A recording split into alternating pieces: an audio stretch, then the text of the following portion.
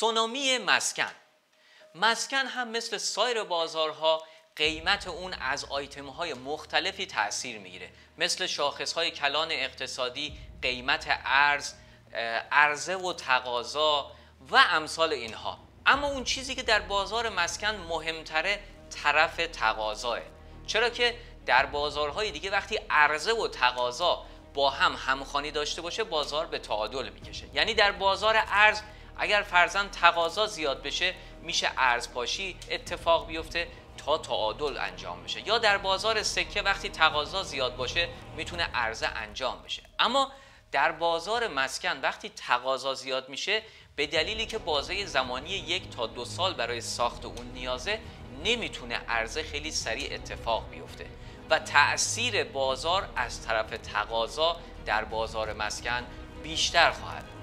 اما در کشور ما سالانه به 1 میلیون مسکن نیاز داریم و یک کف بحرانی داریم که کف بحرانی نیاز مسکن سالانه 560,000 واحده. اما در سالهای گذشته و از سال 92 تا سال 1402 سالانه حدود 400,000 مسکن ساخته شده. یعنی ما سالانه 600,000 مسکن کسری داریم که در طول 10 سال گذشته 6 میلیون مسکن کسری داریم. حالا اگر اتفاقی در بازارها برای بازار ارز یا مسائل اقتصادی و یا سایر بازارها اتفاقی بیفته که باعث ایجاد جهش در بازارها بشه، به دلیل اینی که در طول 10 سال گذشته نقد شوندگی کمتر باعث شد بازار مسکن تا حدودی سازنده ها از اون فاصله بگیرن، عرضه در بازار کمتر شده.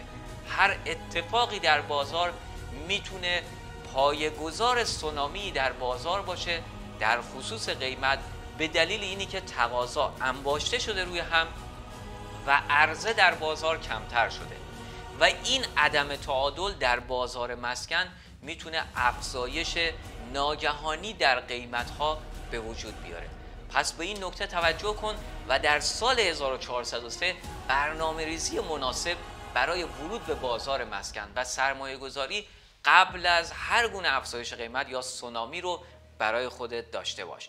توی پست های بعدی و ویدیوهای بعدی توضیحات بیشتر در رابطه با سایر مواردی که در بازار مسکن تأثیر گذاره ارائه میکنم. پس یادت نره این ویدیو رو لایک کن، سابسکرایب رو انجام بده و برای دوستانت ارسال کن.